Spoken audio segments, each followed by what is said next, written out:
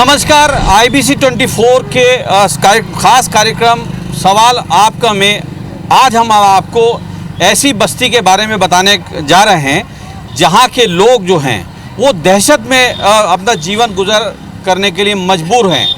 जी हां, हम इस समय खड़े हैं रायपुर के उरला इलाके में, जहां पे आए दिन जो फैक्ट्रियों के मजदूर हैं, जो रहवासी हैं, वो कहीं ना कहीं लूट के शिकार होते हैं।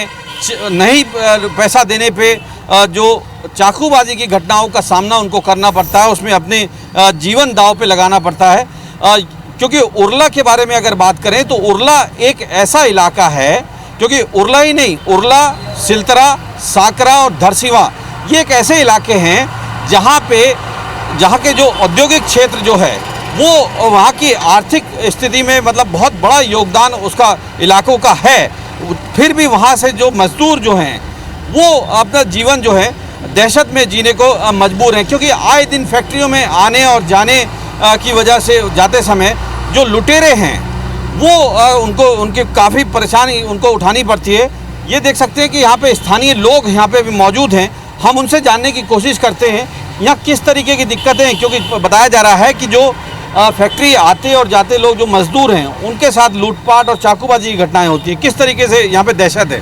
हम लोग बहुत दहशत में जी रहे हैं, क्योंकि हर रोज की घटना है। किसी न किसी आदमी को पकड़ लेते हैं, पैसा वैसा छीन लेते हैं, चाकू को भी मार लेते हैं।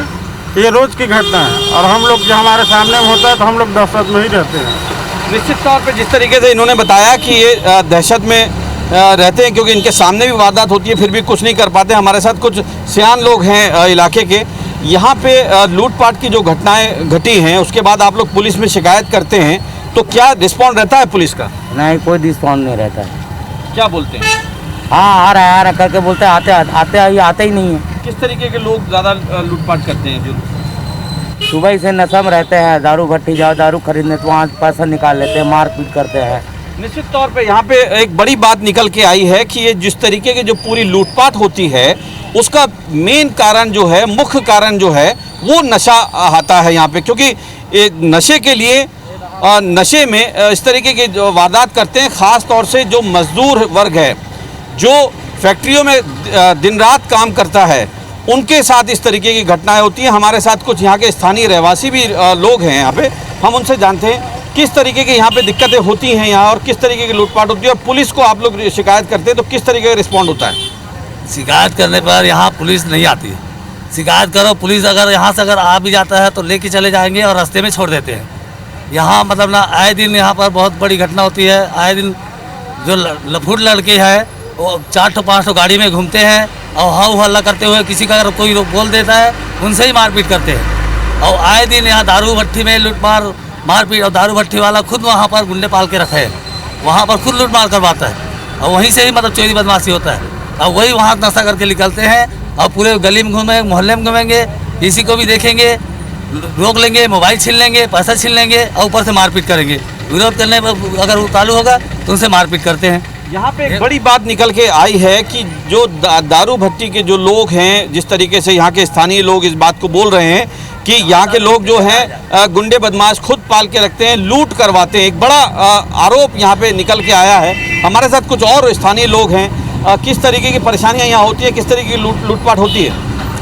यहाँ दारू भट्टी में शराब लेने के लिए आदमी जाता है, उसके पीछे से पर्स निकाल लेता है, मोबाइल मार देता है और हाथ में पकड़ लेते हैं पैसा, उसको दिन दहाड़े पैसा छीन लेते हैं। और वहाँ पे एनी टाइम 10 आदमी 5 आदमी खड़ा रहता है, एक दूसरे में सब संगठन रहता है। जो यहाँ भट्टी है, भट्टी का जो देने वाला है 4-5 आदमी जो भी बेच रहा है उन लोगों का और साथ देता है।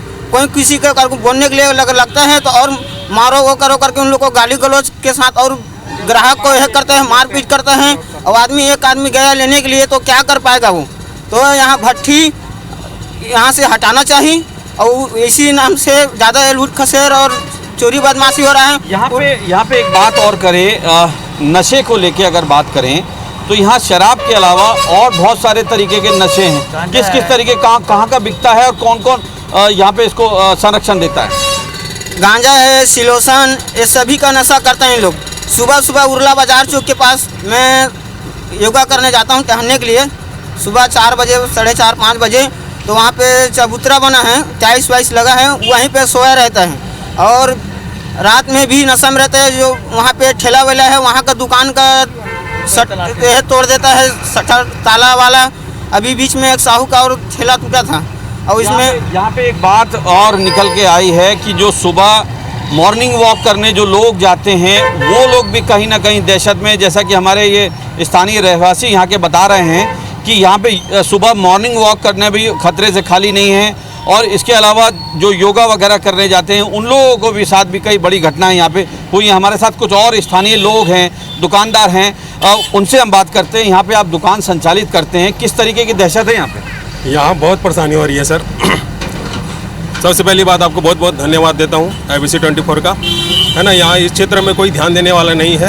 हम तो व्यापारी ऐसे हैं कि रात को बढ़ाने के समय जल्दी डर के मारे जल्दी दुकान बंद करके चले जाते हैं कि कहीं हमारे साथ कुछ बुरा ना हो बोल के।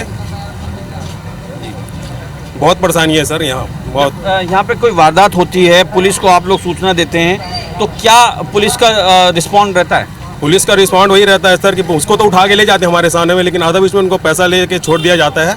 तो पुलिस का यहाँ थोड़ा सा भी डर और नहीं है पुलिस का। निश्चित तौर पे ये एक बड़ी बात एक और निकल के आई है कि यहाँ पे पुलिस का कोई खौफ नहीं है, पैसा लेके छोड़ दिया जाता है। इस तरीके के ये बड़ी आरोप यहाँ पे निकल के आए हैं। हमारे साथ कुछ और यहाँ पे लोग हैं, उनसे बात करते हैं कि किस तरीके क्यों आप क्यों डर रहे हैं? डरने की बात कोई नहीं है, ठीक है जी। किस तरीके की दिक्कत है? बहुत यहाँ प्रकार के परेशानी। मान लीजिए हम कुछ बोलेंगे, हमको आकर के कल सताएगा, आप तो चल जाइएगा।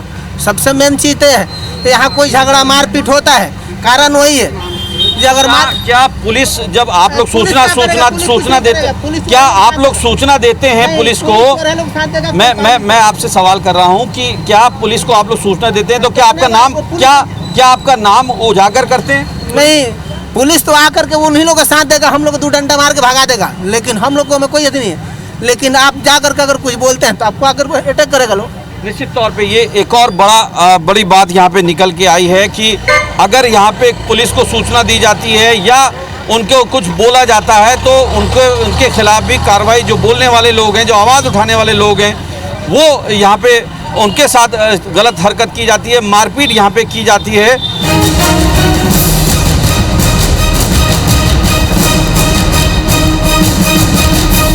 ये था उरला का सूरत हाल, किस तरीके से लोग मजबूर हैं यहाँ पे दहशत में रहने को। हम आप पहुँचे हैं साकरा के इलाके में, जहाँ पे उरला की तरह ही ये भी एक इलाका जो है वो औद्योगिक क्षेत्र कहलाता है।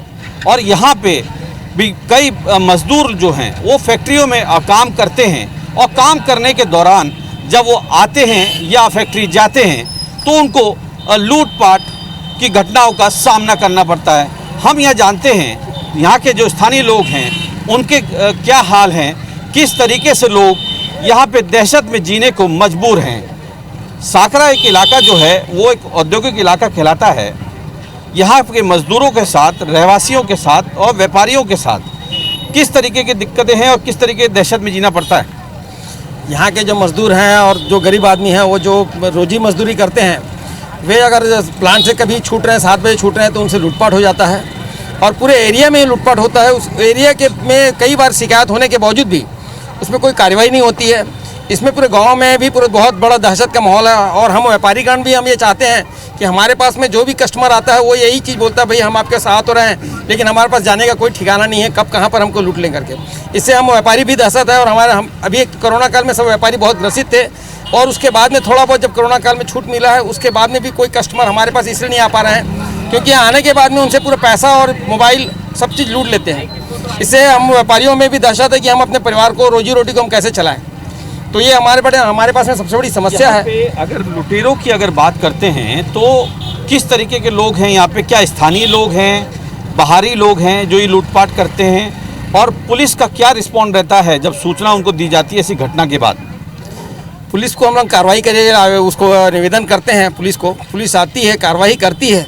उसके बाद में वो जो लुटेरे होते हैं वो कुछ तो नाबालिग होते हैं, जिसे प्रशासन के द्वारा ही, शासन के द्वारा नियम के उनको छोड़ दिया जाता है।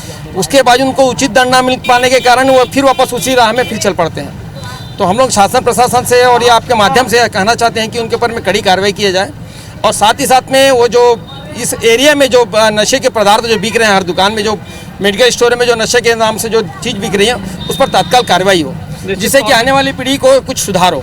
निश्चित तौर पे एक बड़ी बात यहाँ पे निकल के आई है कि नशे का एक काला कारोबार जो पूरे रायपुर समेत जो औद्योगिक इलाके हैं, उरला, सिलतरा, सांकरा और धरसीवां, यहाँ पे ये जो इलाके हैं, यहाँ पे नशे का कारोबार काफ़ी बड़ी मात्रा में यहाँ पे होता है। जिस तरीके के यहाँ पे खुद स्थानीय लोग इस बात को बोल रहे हैं कि जो भी वारदातें होती हैं वो या तो नशे के लिए होती हैं या नशे करके वारदात होती है।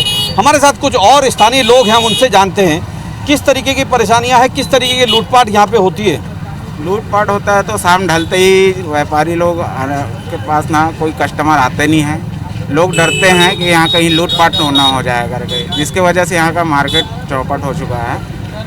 व्यापारी परेशान हैं और ज़्यादातर यहाँ स्थानीय ही जो छोटे छोटे नाबालिग बच्चे हैं वही है जो इसको वारदात को अंजाम देते हैं। कहीं ना कहीं यहाँ के आसपास क्षेत्र में अवैध जो नशीली पदार्थ जो बिक्री है उस पर कहीं ना कहीं लगाम नहीं कसा जा रहा है पुलिस प्रशासन के द्वारा, जिसके वजह से ये सब वारदातें और बढ़ते जा रहा है। यहाँ पे अगर नशे के सामानों की अगर बात करें, किस तरीके का नशा यहाँ है शराब के अलावा? यहाँ पे जैसे नशीली टेबलेट है और ये कोरेक्स वगैरह जो कुछ आते सिरप, उसका ज़्यादातर यहाँ पे बच्चे लोग प्रयोग करते हैं नशा के लिए। जब आप लोग पुलिस को सूचना देते हैं कि यहाँ घटना हो गई है, वारदात हो गई है, तो क्या रिस्पॉन्ड रहता है? आते हैं, लेकिन वही बच्चे नाबालिग है, उसके वजह से कुछ दिनों में छूट जाते हैं, फिर वो फिर से अपराध करने लग जाते हैं, जिससे उसका मनोबल बढ़ा रहता है, बार बार छूट जाते हैं। फिर यहाँ पे हमको एक बात और पता चली है कि यहाँ के जो बाज़ार हैं, जो बाज़ार लगते हैं साप्ताहिक बाज़ार, उसमें भी लूटपाट ज़्यादा होती है, वहाँ के कारोबारियों को भी लूटा जाता है। जी, आप जो कह रहे हो वो सही बात है और यहाँ पे ऐसे कई घटनाएं हो चुकी है। कई बार बोला जा चुका है कि भाई इस पे कुछ लगाम, यहाँ इसके बारे में कई बार ज्ञापन भी दिया जा चुका है पुलिस प्रशासन को, फिर भी कुछ कार्रवाई नहीं हुआ है। कार्रवाई नाम मात्र होता है।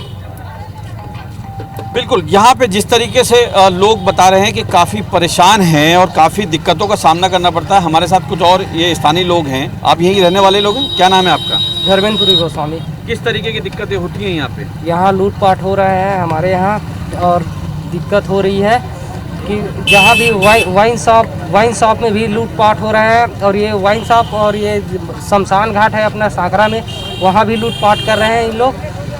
और पुलिस को बताते हैं तो क्या जवाब मिलता है? पुलिस तो कुछ नहीं कर रही, यहाँ तो कुछ है ही नहीं है उन लोग का, ऐसा सब चल रहा है यहाँ पे। लूटपाट और ये जो मजदूर जो वर्ग है और जो व्यापारी वर्ग है वो दहशत में जीने को मजबूर है। क्यों?